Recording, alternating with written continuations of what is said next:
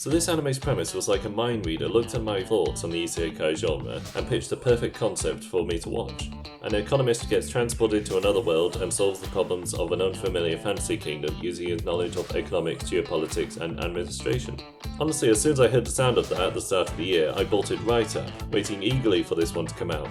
All the while thinking this is exactly what the Isekai genre needs. An anime about a smart protagonist who lacks any magical powers, much less focused on only one-note harem girls, won't save the day with some stupid boss fight with cartoonishly evil villains, and there'll be some actual geopolitics. So when it finally became available, I giddily sat down and was frustratingly disappointed. Yes, how naive I was to expect the Isekai genre to change more than a nanometer away from the standard formula.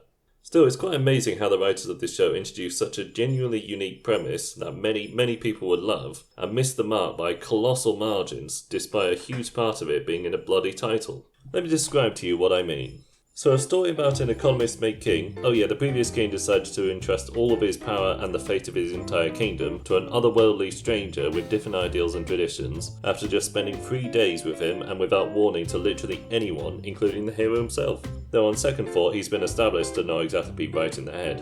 Anyway, you think an economist king ruling over a very large unfamiliar kingdom on financial ruin, and whose population is, quote, starving, would not waste any time on meaningless bullcrap. But you'd be wrong. For starters, the anime wastes no time establishing its standard checklist harem. By episode 2, we're introduced to the whole crew, and by episode 5, we're explicitly told polygamy is legal and practiced by many households that we don't actually see. The next waste of time is the hero's power to imprint his soul into multiple quills to make the workload go faster, which doesn't do anything for the plot or go anywhere.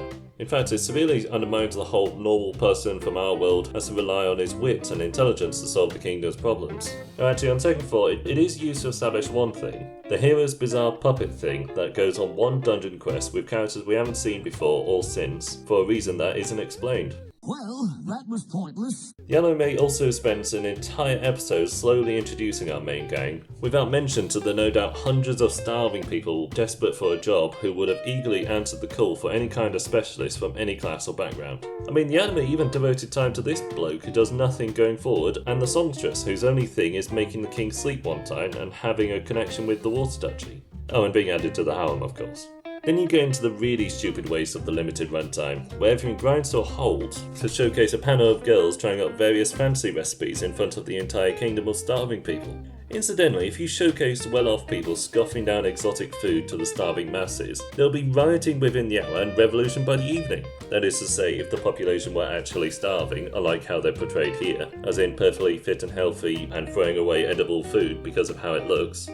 So if you hadn't guessed it by now, the world building in this realistic show is utter nonsense, and often conflicts with itself. For instance, the kingdom has its own army, but still relies on adventurers. Warding trees are used abundantly by the elves, but nowhere else. The kingdom has 4 separate armies of disproportionate strength, ruled by their own racially designated races, but there hasn't been a civil war for the kingdom's 500-year history. On that last point, by the way, the entire third act is devoted to a civil war between Soma, the Water Duchy, and the Dragon People and the Lion Guy, whereby the motivations of all parties are really thick. Soma's is to gain control of the entire kingdom without care what the people or the nobles think about such a power grab. The Water Duchy sides with Soma because her daughter loves him? The Dragon's Guy reason is entirely honor, while the Lion Guy's reason is the worst of the lot. In a twist no one could have possibly seen coming, it's revealed he started the revolution to lure out the corrupt, greedy nobles to his side, so they can all be dealt with at the start of Soma's reign, to ensure his kingdom flourishes without any corruption. You serious? If I were Soma, I would immediately put him on trial and ask, so let me get this straight. You risked tens of thousands of lives, with thousands more killed, intentionally allowed a foreign army to invade, drove much of the populace against the king, crippled the already devastated economy, and severely weakened the kingdom's militaries. All in order to capture 5 greedy nobles who you already knew the identities of, when I had several ideas of how to handle such corruption in the first place. So yeah, for an anime trying to pride itself on realism, i.e. realistic fantasy world building and characterization, it falls impressively flat. Honestly, the only reason why I finished this one when I ditched most others is because I wanted to see what level of stupidity the show could reach, and my goodness I wasn't disappointed. The Gatling gun of arrows fired at a fort, only for absolutely nothing a cut later?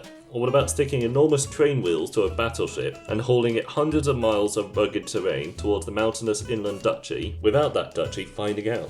Also, good god, the size of the moon in this world. There must be daily eclipses. Then there's this reaction.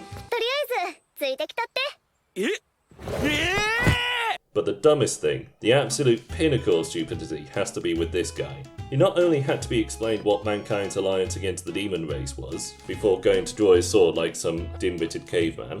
Later, he invades the kingdom, bringing his entire copy-pasted army to the walls of a city, and proceeds to sit there, doing literally nothing. Better yet, the guy has to be told storming city walls can be costly in lives, before being told fighting people willing to fight to the death will also be costly in lives. You're an imbecile. Come on, the guy doesn't even build any siege engines or dig any trenches. He just has his whole army stand there while some nobleman very obviously stalls for time. After it's revealed this stupidity was somehow planned by Soma, we find out the guy didn't even set up any defences for his capital or the narrow passages leading to it, resulting in 15,000 of his men slaughtered. The morning afterwards, he charges his exhausted, demoralised army directly at the enemy. So congratulations, Realistic Hero. You have unintentionally written the dumbest anime character I think I've ever seen. I dearly hope some competent writers pick up this premise and actually do it justice. And with that, the music shall fade out.